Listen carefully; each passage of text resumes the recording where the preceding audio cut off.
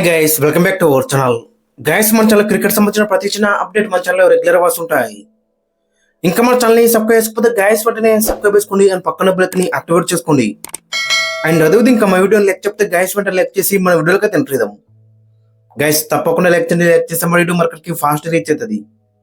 Guys వీడియోకి ముందు ఒక చిన్న రిక్వెస్ట్ ఏంటంటే ఒక్కసారి ఈ చిన్న క్లిప్ అయితే చూడండి. దాదాపు 90% సబ్స్క్రైబ్ చేసుకోకుండా చూస్తున్నారు. గైస్, మన ఛానల్ క్రికెట్ సంబంధించిన ప్రతి చిన్న అప్డేట్స్ రెగ్యులర్ వస్తుంటాయి కాబట్టి ఖచ్చితంగా మన ఛానల్ అయితే సబ్స్క్రైబ్ అయితే చేసుకోండి. ఇక ప్రస్తుతం జరుగుతున్న T20 ప్రపంచ కప్ లో టీమిండియా ఫీల్డింగ్ ప్రదర్శన చాలా అంతలా డిసప్పాయింట్ చేస్తుంది. ముఖ్యంగా చాలా అంతలా క్యాచెస్ అయితే మిస్ చేసిందని చెప్పుకోవచ్చు. ఇది జట్టుకు చాలా అంతలా పెద్ద మైనస్ గా మారింది. ఇప్పటి వరకు మన టీమిండియా ఈ టోర్నమెంట్ లో దాదాపు 13 క్యాచ్లను అయితే జారా విడిచింది. సూపర్ 8 దశకు చేరుకున్న జట్లలో మరి అన్ని టీమ్స్తో పోలిస్తే చాలా తక్కువ ఎఫిషియన్సీ అయితే ఉంది. మన టీంల దగ్గరనే 72.7 మాత్రం ఉంది సూపర్ 8లో మిగతా టీమ్స్తో పోలిస్తే. సో కాబట్టి చాలా డిసప్పాయింట్మెంట్ అయితే చేస్తున్నారు. గత మ్యాచ్లో చూసుకుంటే అభిషేక్ శర్మ 2 సిక్సర్స్ అయితే మిస్ చేసిండు. ఇక తిలక్ వర్మ కూడా ఒక క్యాచ్ అయితే మిస్ చేసిండు. అండ్ గ్రౌండ్ ఫీల్డింగ్ కూడా అంత మనకి బెటర్గా కనబడతలేదు. గత 2-3 మ్యాచ్ల నుంచి చూసుకుంటే ఏదేమన్నా కానీ రాబోయే 2 మ్యాచ్లు అయితే ఉన్నాయి, బిగ్ మ్యాచెస్. సెమీఫైనల్లో మ్యాచ్ గెలిస్తే ఫైనల్కి అయితే వెళ్తాం. దాంతో 2 మ్యాచ్లు అయితే ఉంటాయి.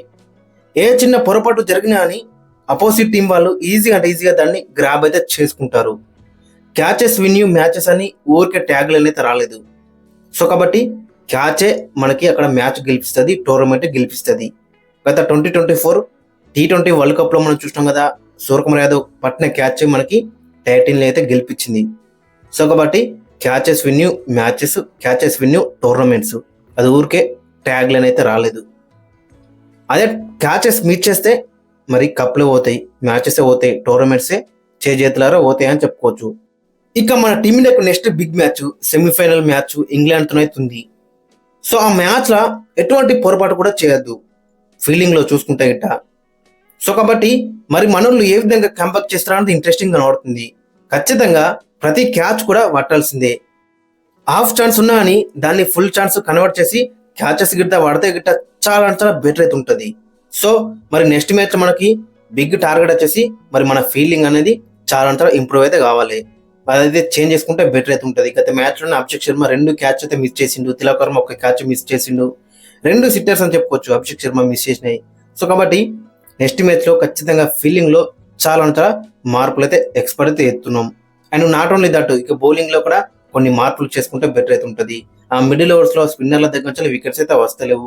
సో కాబట్టి అక్షర్ పటేల్, వరుణ్ చక్రవర్తి దగ్గర నుంచి మంచి స్పెల్స్ అయితే ఎక్స్పర్ట్ ఎత్తున్నాం అండ్ వికెట్స్ కూడా ఎక్స్పర్ట్ అయితే ఎత్తున్నాం. ఈ 2 డిపార్ట్మెంట్లు మనలో అయితే ఇంప్రూవ్ అయితే చేసుకోవాల్సిందే. ఇక పేస్ బౌలింగ్ లో బుమ్రా, హర్షదీప్ సింగ్ చాలా బెటర్ అయితే రాణిస్తారు. ఇక తర్వాత చూసుకుంటే డెత్ లో కూడా కొన్ని రన్స్ అయితే వెళ్తున్నాయి, బట్ బుమ్రా ఉన్నాడు కాబట్టి నో ప్రాబ్లం అని చెప్పుకోవచ్చు.